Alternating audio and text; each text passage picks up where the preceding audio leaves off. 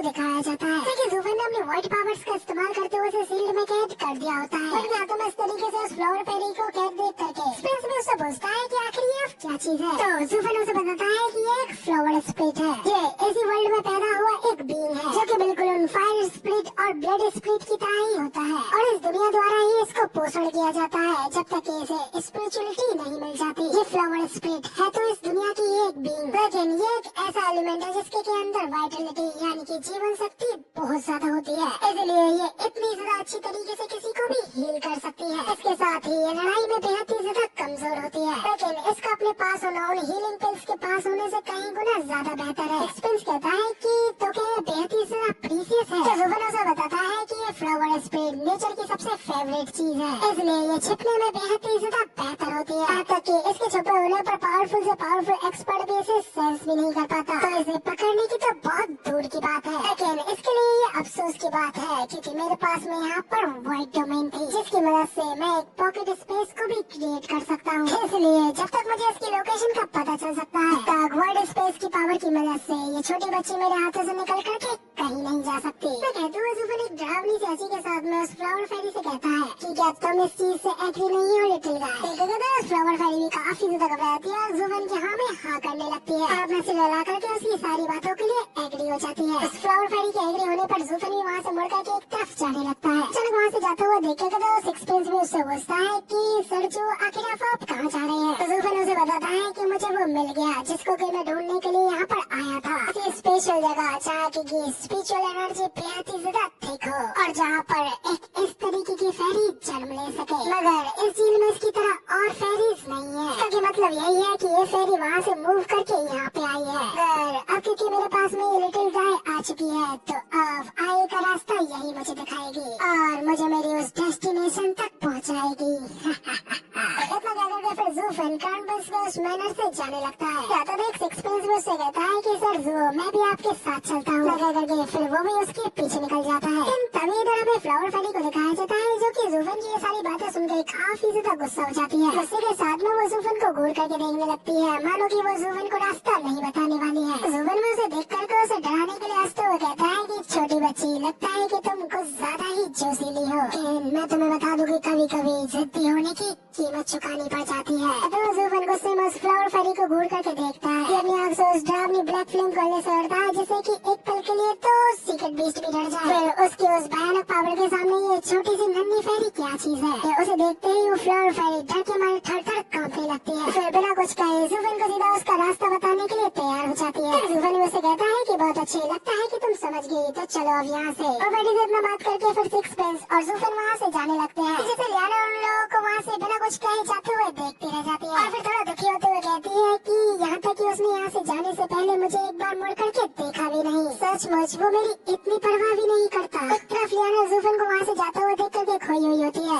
वो ल्यूफेंग उसे वहाँ लगाते हुए कहता है कि लियाना ये पहले मुझे खोल दो फिर उसे घूरती रहना। तो लियाना भी शौक होते हुए कहते हैं कि हाँ ओके देखो मैं अभी खोलती हूँ आपको। अगले दिन में लियाना ल्यूफेंग और रस्सी से खोल देती है और ल्यूफेंग पूरी तरीके से आजाद हो जाता है। बढ़ते हुए लियाना से कहता है कि लियाना इस टाइम मामला बेहद ही ज्यादा गंभीर है, इसलिए जितना जल्दी हो सके उतना जल्दी हमें यहाँ से जाकर के फादर से मिलना चाहिए। इसलिए ज़ुफन के साथ में स्ट्रॉन्ग से भाग जाना चाहिए क्योंकि अब इस बार क्रॉनबस के इतने ज्यादा बुरी तरीके से घायल होने और उनके मैनर के इस तरीके से बर्बाद हो जाने से इसका परिणाम बेहद ही ज्यादा खतरनाक होने वाला है। ज़ुफन तो यहाँ पर एक इस तरीके का अनकैरिंग मॉन्स्टर है जो कि जानबूझ करके यहाँ पर अशांति फैला रहा है, क्योंकि उस सब का खामियाजा यहाँ पर हम लोगों को भुगतना पड़ रहा है। इसलिए अब हमारे पास में अपना घर छोड़ करके भागने के अलावा और कोई चारा नहीं है। अपने भाई के मुँह से ज़ुफन के लिए इतनी बुराई सुन लियाना भी उसके ऊपर चलाते हुए कहते हैं कि ब्रदर आखिर तुम ऐसा कैसे कह सकते हो, क्योंकि अगर वो यहाँ पर नहीं होता तो अब तक हम दोनों लोग क्राउन प्रिंस के हाथों बहुत ही ज्यादा सफर कर रहे होते और मैं तो सोच भी नहीं सकती कि फिर वो मेरे साथ में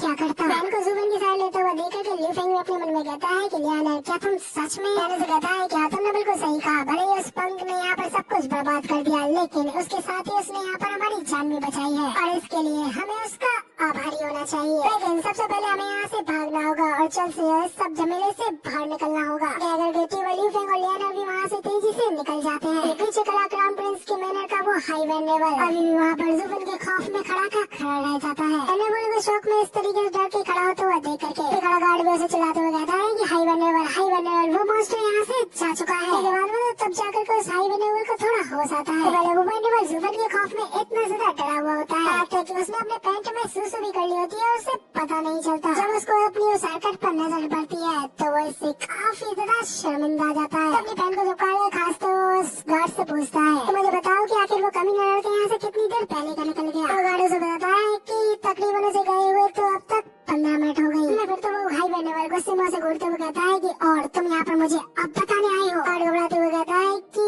क्योंकि वहाँ पर वो ट्यूबर सिबलिंग्स खड़े थे। और हाई वेनेबल एक झटके के साथ में उस गार्ड का राम सत्य कर देते हैं और उस बेचारे गार्ड का वहीं पे फालतू में काम तमाम हो जाता है। इसके बाद हाई वेनेबल कहता है कि तुम बेवकूफ, तुम्हें क्या लगता है कि तुम यहाँ पर ये सब कुछ देखने के बाद में यहाँ पर जिंदा रहने के लायक थे। इसके बाद में अचानक से हाई वेनेबल काफी ज्यादा चौंक हो जाते हैं क्योंकि तभी उन्हें क्राउन प्रिंस की याद आती है। इसलिए वो जल्दी से क्राउन प्रिंस को देखने के लिए उस ओर भागते हैं जहाँ पे क्राउन प्रिंस अभी भी बेहोश पड़ा हुआ होता है। और जब वो हाई वेनेबल अभी भी क्राउन प्रिंस को बेहोश देखते हैं तो वो चिल्लाते हुए कहते हैं कि योर हाइनेस क्राउन प्रिंस आखिर आप कैसे हैं। तो फिर जल्दी से क्राउन प्रिंस के पास जाकर के उसे उठाता है और हाँ भाई वो जिंदा होता है। तो जल्दी से अपने पास से एक हीलिंग पिल को निकालता है और उसे क्राउन प्रिंस को देते हुए कहता है कि क्राउन प्रिंस जल्दी से इस पिल को खा लीजिए।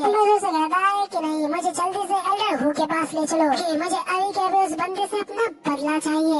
उसे कहता है कि जी योर हाइनेस आपने जैसा कहा मैं वैसा ही करूंगा। पहले इस हीलिंग पिल को ले लीजिए, मैं आपको उनके पास में ले चलता हूँ। साथ ही यहाँ पर सीन चेंज होता है, हमें एक और किसी के मैनर का सीन दिखाया जाता है। नहीं भाई क्यों हमें उस घर के बाहर रखे उस गोलम वॉरियर को जूम करके क्यों दिखाया जाता है। ऑथर भाई जरा स्टोरी को बड़ा ही कर देते। तभी हमें अंदर का सीन दिखाया जाता है जहाँ पे कि हमें दो बंदे दिखाया जाता है जिन्हें देख करके हमें पता चल जाता है मेंशन किसी और का नहीं बल्कि टीवा फैमिली का ही होता है। हमें मास्टर टीवा और उनके साथी को दिखाया जाता है जहाँ पे कि मास्टर टीवा ने तो गुस्से में अपनी मुट्ठी बीच रखी होती है। वो गुस्से में चलाते हुए कहते हैं कि गार्ड जल्दी से 8 वुल्फ वार्डन्स को यहाँ पर बुला करके लाओ क्योंकि अब मैं यहाँ खुद क्राउन प्रिंस के मैनर में जाऊंगा क्योंकि अब क्राउन प्रिंस ने कुछ ज्यादा ही लाइन क्रॉस कर दी है। जिस पर तो उनका साथी पता नहीं इसका नाम क्या है मैं भूल गया। मास्टर टीवा को शांत कराते हुए कहता है कि रुकिए ब्रदर टीवा, इस तरीके से जल्दबाजी में काम मत कीजिए क्योंकि अगर हम सीधा इस तरीके से सिटी गार्ड्स को वहाँ पर तैनात करते हैं तो इसका परिणाम हमारे लिए भी काफी ज्यादा बुरा हो सकता है।